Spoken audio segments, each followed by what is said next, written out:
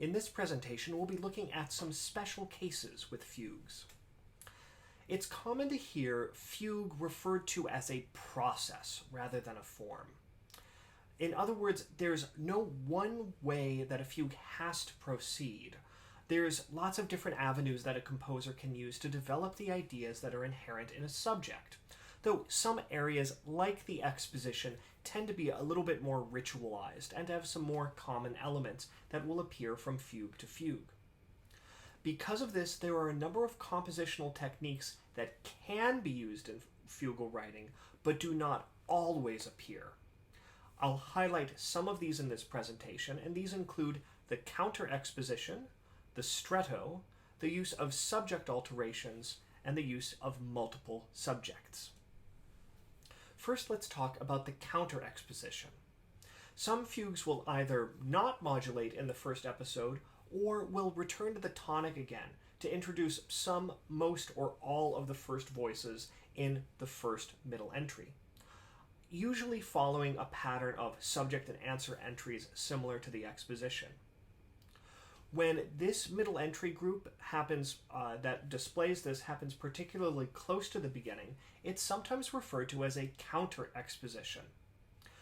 And this will often be used to help reaffirm the tonic, and will sometimes be used in longer fugues to give a sense of stability at the beginning of the work before launching into other key areas.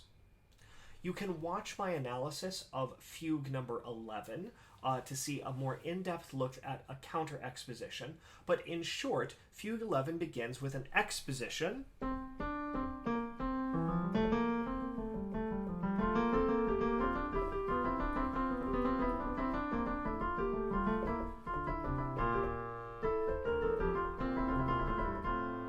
a little episode,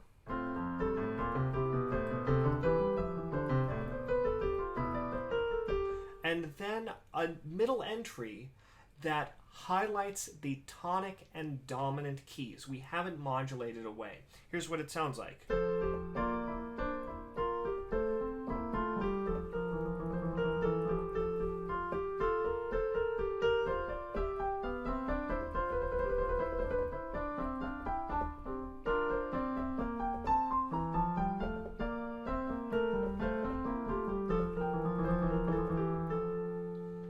When this happens, we typically refer to that as a counter-exposition. We could still count it as middle entry 1, but this is another tag that we can place on it to call it a counter-exposition that helps to reaffirm those tonic and dominant key areas. Next, let's take a look at stretto, which is also used in that same fugue number 11. Stretto can be translated as tight in Italian. Sometimes it's used as a descriptor, as a tempo descriptor, to play a passage more quickly. But when we're talking about counterpoint and particularly fugues, it means something a little different. In fugal writing, a stretto passage is one where subject material overlaps itself. In other words, when subject material is being stated in one voice, and then another voice enters with the same subject material, whether it's in subject or answer form, before the first voice has completed its statement, it is referred to as stretto. Basically, it's two subjects that are overlying each other. They are tightened. Let's take a look at an example of this in that same fugue number 11. In that counter-exposition, we heard a subject in the bass voice.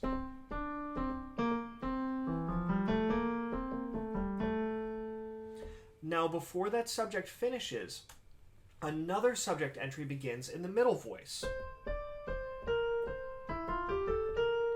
And when you put them together, you hear this.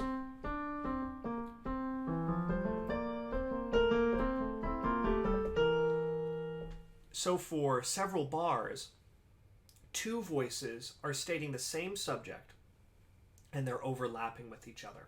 Those statements have sort of been tightened, like you might tighten the laces of a shoe, and the voices are have crossed each other with those statements of the subject. This is sometimes used to show the sort of contrapuntal skill of the composer, and Bach will certainly be demonstrating that in this fugue number 11. For a more in-depth look at how this works in this fugue, go check out that fugue in F major analysis. Now let's take a look at some subject alterations. During the course of a fugue, sometimes composers will tend to alter the subject material. This could happen in a variety of ways. Sometimes these will occur later in the fugue, once the listener has become accustomed to the subject material's outline. This is very common in the fugues of Bach. Bach's fugues are, in many ways, pedagogical experiences. It's as though Bach is trying to teach you about counterpoint through listening and playing these fugues. So he tends to have more straightforward treatments of the material at the beginning and more complicated treatments of the material as we go along in the piece. So here are some commonly used contrapuntal devices: augmentation, diminution, inversion, and ornamentation or free alteration. One common device that you'll see frequently is augmentation, which involves increasing the note values of the subject by a common multiple. Usually this will be 2, but sometimes 3. In other words, if the multiple is 2, eighth notes would be stretched into quarter notes stretched into half notes, etc., etc. In the case of diminution, this is the inverse of augmentation. So rather than multiplying notes, we are dividing them. In other words, we are decreasing the note values of the subject by a common multiple, again, usually 2, though sometimes 3 if we're in compound meter. In other words, half notes become quarter notes become eighth notes, etc., etc. Inversion is another option. To invert the subject is to essentially flip it upside down. In other words, the direction of all intervals are reversed. If we start with an ascending fifth, if we inverted it, we'd start with a descending fifth. And sometimes we can have ornamentation or free alteration, the addition of some pitches or the stretching of some intervals freely, usually for some specific purpose, once we are moving on in the course of the fugue. These examples are all from Die Kunst der Fuge, or The Art of Fugue, one of the huge contrapuntal works that Bach wrote at the end of his life. It takes this opening subject, this sort of primordial idea,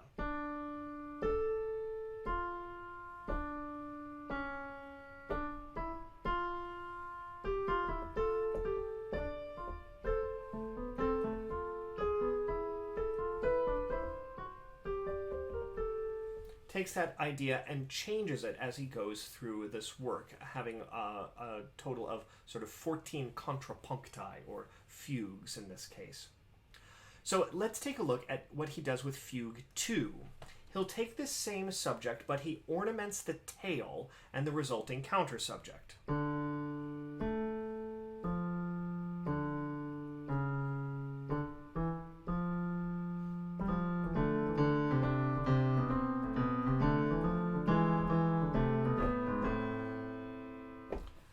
Here, just a relatively simple ornamentation, just the use of some dotted rhythms. We'll see those come into play a little bit later.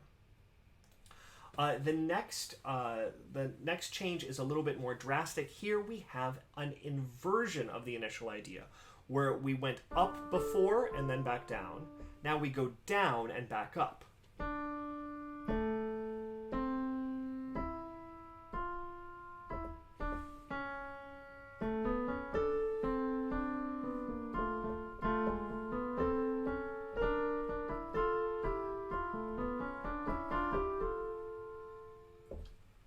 Now, he continues to play around with this idea. He takes that inversion and then ornaments the subject. So each time, each fugue seems to be upping the ante a little bit. So now this subject, whereas it had lots of leaps in it, now has some passing tones, ornamenting it like a scale.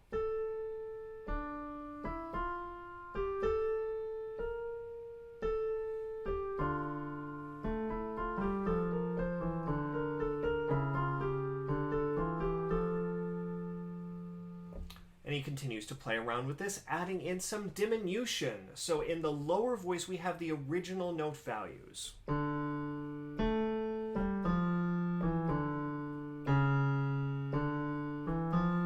In In the upper voice, though, all these note values have been halved. The half note has become a quarter note, the dotted quarter has become a dotted eighth, and the eighth has become sixteenths.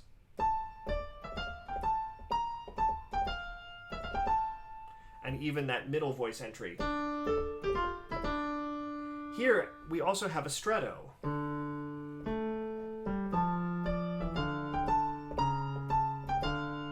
One voice entering before the other voice is done with that fugue subject. So the piling on of lots of different ideas as Bach is going through this work. Once we get to Fugue 7, though, Bach is really playing around with things. First, let's highlight the original subject length. Here's what the original subject looked like with those half notes. In this case, it's been inverted. And with the ornamentation. There's one other entrance of it like this, and it's down here. We have to look between the tenor voice and the alto voice, or where they would be positioned.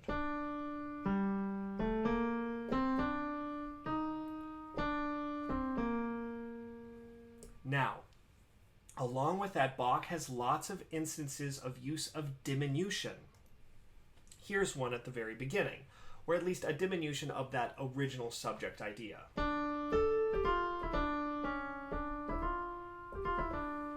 There's another one that follows it immediately after. Another one a little after that in the left hand.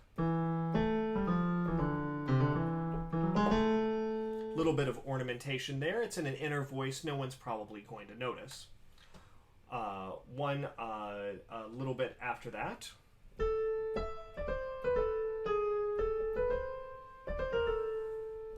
Another one in the left hand.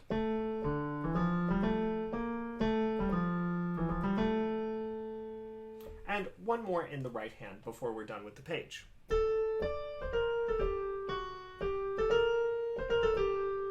Lots of different overlappings, use of inversion and the original idea, and combining the diminution form with the original form.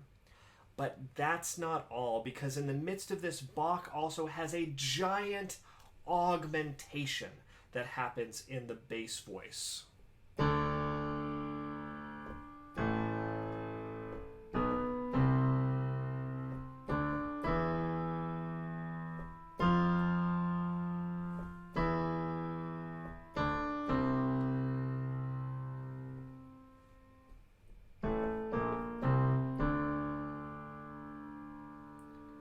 It's really very powerful and really effective. I suggest listening to this in one of the many string quartet versions so that you can really hear each voice independently. It's really spectacular to hear all these different forms of the subject, all these different alterations piling in on top of each other. This brings us to a similar idea, which is the use of multiple subjects. Some fugues will employ many different subjects, resulting in double, triple, and rarely quadruple and quintuple subject fugues. The most famous potential quadruple subject fugue is the Art of Fugue. There is a theory that the last fugue, which is a triple fugue, is supposed to have a fourth subject. The quintuple fugue that we know about is the last movement of Mozart's Jupiter Symphony, the very last symphony he wrote, which has an exposition of a quintuple fugue, combining together all these different themes from a rondo form. But most of the time, if we're working in the Baroque era, you're lucky if you get a double fugue or a triple fugue. We're usually not extending much beyond that. The subjects of a double or triple fugue can be exposed in a couple different ways. They can happen through separate expositions. Each subject will receive its own exposition, followed by episodes and middle entries. Then eventually the texture will thin, and a new subject is introduced with its own exposition. Eventually, and usually as a culminating point of the fugue, the subjects are typically combined together, at least two of them. Or we can have the subjects be present from the beginning. Some double fugues will have both subjects present from the beginning, acting like sort of a perpetual counter-subject pair. But this will differ from a counter-subject in that the subjects will almost always be present together, whereas a counter-subject's appearance is against the subject is optional and does not necessarily and will not appear with the first entry of the subject. Let's take a look at two pieces that display these multiple subject techniques. One of the most beloved triple fugues is Bach's BWV 552, the fugue in E-flat major, sometimes known as the Saint Anne, as the opening hymn tune, the opening subject resembles that hymn tune. Here's what the opening of the fugue sounds like.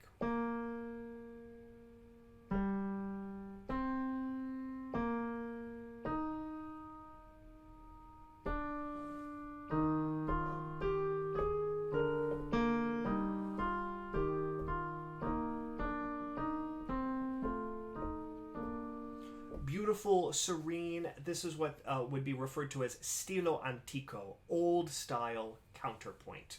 Bach is referencing sort of the counterpoint of the Renaissance, of Palestrina, and folks like that. Now, eventually we reach a cadence and the second subject begins.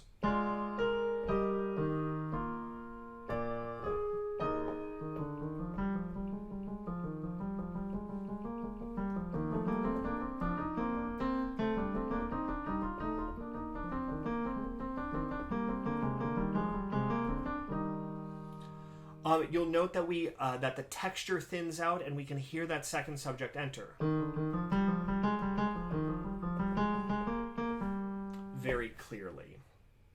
Now, this subject builds up. It has its own exposition. It has its own set of episodes and middle entries, but eventually it will combine together with the first subject where I have highlighted. Let me play it slowly here. The last measure of the first system of this example.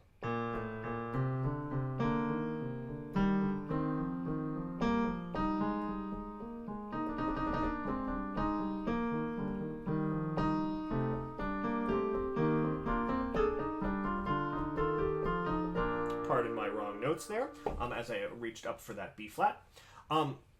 So we have this combining together of these different subjects. But Bach doesn't stop there.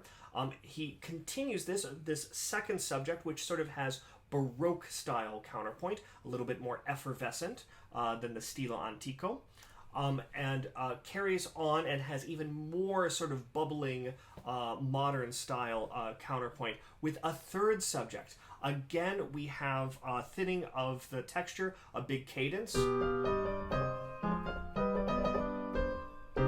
and we have our start of the third subject.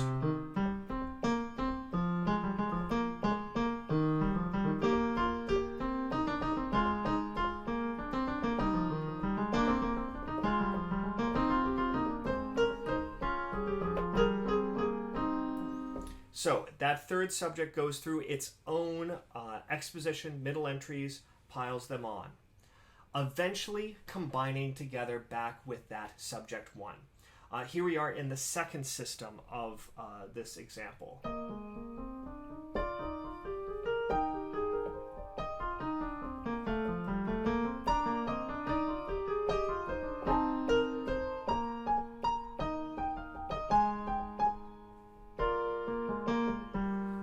So, Bach has combined subject 2 with subject 1 and subject 3 with subject 1.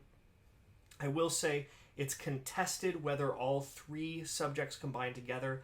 I think they do. My feeling is that the very last measure of this excerpt has all 3 subjects combining together, but more on that another time.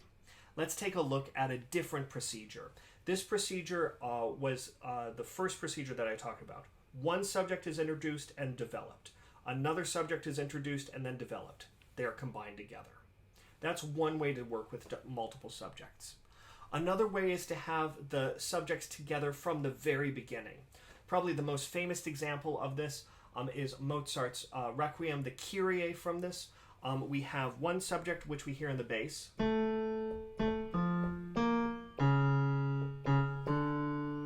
Another subject which starts in the alto.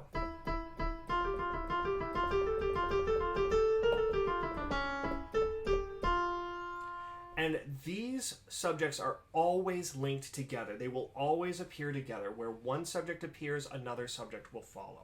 They sound like this together, slowed down a whole lot.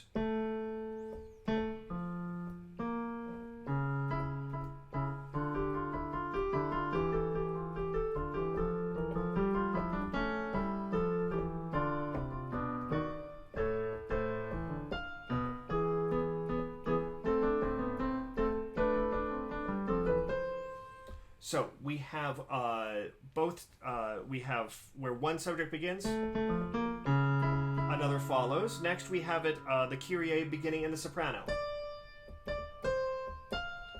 And the tenor voice follows. Again, don't base it off of my piano playing. I had a couple of flubs in there. But go seek out a recording and see how exciting it is as you listen to these two voices, these two different subjects building on top of each other.